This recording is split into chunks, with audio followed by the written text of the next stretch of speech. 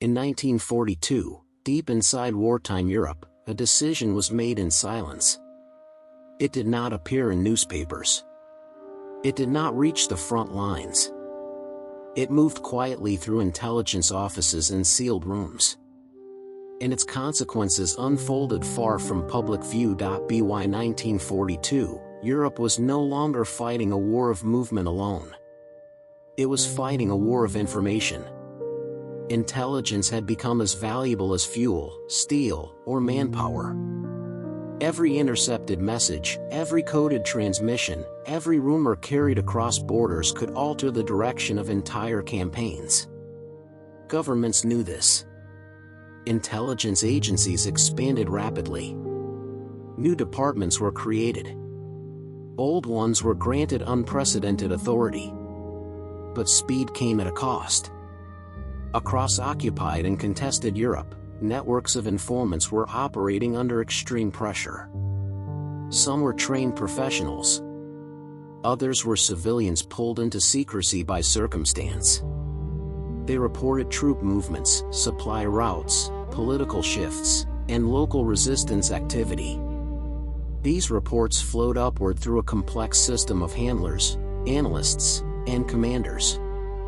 Each layer interpreted the information through its own assumptions. In the winter of 1942, several intelligence summaries began to converge on a single concern. Reports suggested that enemy forces were preparing a major redeployment across Central Europe. Rail traffic had increased. Fuel reserves were being moved. Signals intelligence detected unusual bursts of encrypted communication. On paper, the evidence appeared compelling. Analysts flagged the situation as urgent. But intelligence in wartime rarely arrives complete. Some reports were outdated. Others were secondhand. A few came from sources whose reliability had not been fully verified. Yet the pressure to act was immense. Commanders demanded clarity. Political leaders wanted certainty.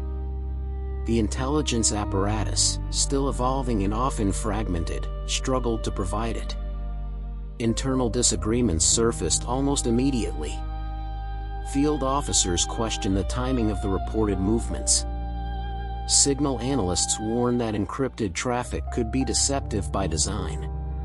A small group suggested the possibility of deliberate misinformation. Their concerns were noted, then set aside. The prevailing belief favored action over hesitation. At the center of this process was a decision-making structure that rewarded confidence. Intelligence estimates were refined to appear decisive.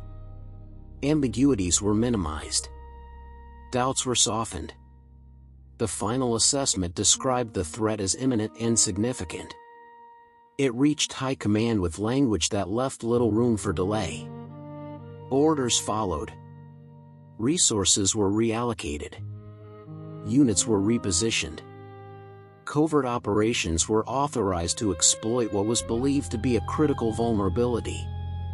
These actions were classified at the highest level. Only a limited number of individuals knew the full scope of the plan. What remained unseen was the fragile foundation beneath it. The intelligence picture, though detailed, rested on assumptions layered over incomplete data. In the urgency of 1942, that distinction blurred. The machinery of intelligence moved forward. Quietly. Confidently. And without the margin for error it truly required. As operations began, early signals seemed to confirm the intelligence assessment. Reconnaissance units reported activity along key routes. Radio intercepts continued. Rail yards remained busy. These fragments reinforced the belief that the analysis had been correct.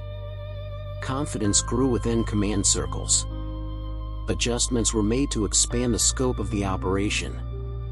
Yet beneath the surface, inconsistencies multiplied. Some movements did not align with known logistical patterns. Certain intercepted messages repeated unusual phrasing. Field agents sent cautious updates, noting that local conditions appeared unchanged. These warnings traveled slowly through the hierarchy. By the time they reached senior analysts, momentum had already taken hold. The intelligence failure was not a single error. It was cumulative. Each assumption leaned on the previous one.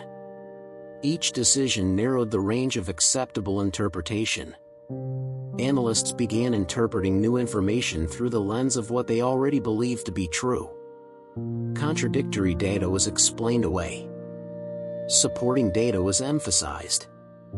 Operational consequences followed. Covert teams were inserted into regions based on faulty projections. Supply lines were stretched to support positions that offered little strategic value. Communication channels grew congested as commanders demanded constant updates to justify ongoing commitments.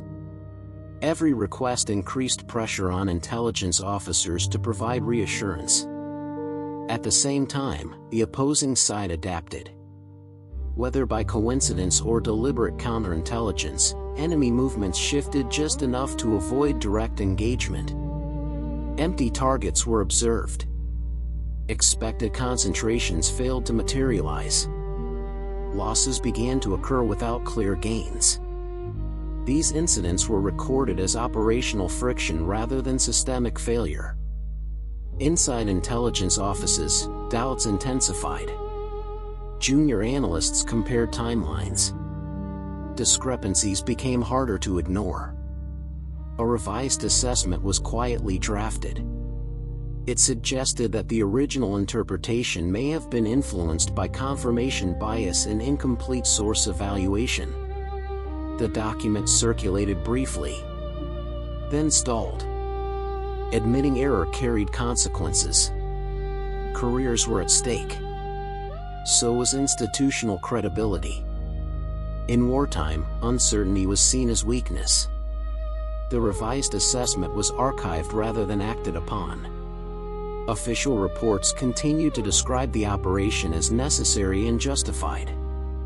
Meanwhile, units on the ground paid the price. Personnel were committed to holding positions that offered no advantage. Assets were exposed. Casualties increased. Intelligence updates grew more cautious in tone but remained publicly unchanged in substance. The gap between reality and reporting widened. By late 1942, it became clear to those closest to the operation that the original threat assessment had been flawed. The enemy redeployment never existed in the form described. The signals had been misread. The patterns misinterpreted. But by then, the machinery of war had already absorbed the consequences. The failure was not announced. It was absorbed. Quietly recorded. And officially unresolved. The turning point came without ceremony. There was no single battle, no dramatic confrontation. Instead, it arrived as a gradual recognition within closed rooms. Reports no longer aligned. Operational results failed to justify continued commitment. Losses accumulated without strategic return. An internal review was initiated under strict secrecy. Selected intelligence files were re-examined. Source reliability was reassessed. Communication logs were compared across departments. What emerged was a fragmented picture of misinterpretation rather than deception. No single officer had fabricated information. No obvious traitor existed. The failure was systemic. Key intercepts that had driven early decisions were found to be miscontextualized. Routine logistical traffic had been mistaken for preparation. Deliberate noise within communication channels had exaggerated patterns. Human intelligence sources had unknowingly repeated rumors amplified by fear and expectation. The most damaging realization was structural. The intelligence system had filtered information upward in a way that removed uncertainty. Each layer simplified complexity. By the time reports reached decision-makers, Ambiguity had been replaced by apparent clarity. That clarity had been false. Operational consequences were now undeniable. Covert teams were withdrawn. Some never returned. Positions were quietly abandoned. Equipment was destroyed to prevent capture. Loss reports were reclassified to obscure their origin. Official records attributed failures to weather, terrain, or enemy unpredictability. Responsibility dissolved across departments. No single signature could be blamed. The operation was gradually erased from strategic discussions. Lessons were discussed informally but never codified. Acknowledging the failure would have required acknowledging the limitations of intelligence at a moment when confidence was politically necessary. The war moved on. New operations demanded attention. Fresh intelligence assessments replaced old ones. Personnel were reassigned. Documents were sealed. The failure remained confined to a narrow circle of individuals who understood what had happened. For them, the weight was personal. Careers stalled. Promotions were delayed. Some officers requested transfers. Others remained silent, understanding that speaking openly would serve no purpose. The system had already decided how the story would be told. Or rather, how it would not be told. By the end of 1942, the intelligence failure no longer existed in official narratives. It survived only in classified archives and in the memories of those who had watched decisions unfold from the inside. The moment had passed. The consequences remained. The operation did not end with an announcement. It ended with silence.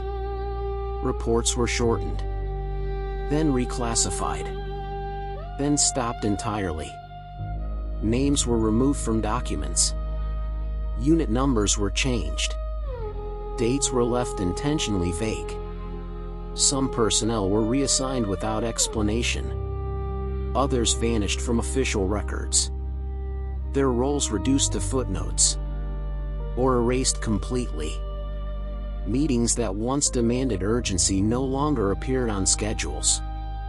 Maps were taken down. Files were locked away. No investigation reached the public. No responsibility was named. No correction was issued. Inside intelligence circles, the failure was never denied. It was simply no longer mentioned. New operations replaced old ones. Fresh assessments buried earlier mistakes. Attention moved forward. The consequences remained. Lost teams. Wasted resources. Decisions made on certainty that never existed. Years later, the documents still rested in archives. Unopened. Unread. Those who remembered learned to remain quiet. The system moved on without them. History recorded victories and defeats. But this moment existed in neither. It became an absence. A space between pages. A mistake without a name. And in that silence, the failure endured. These stories are rarely told. Subscribe if you want to hear the next one.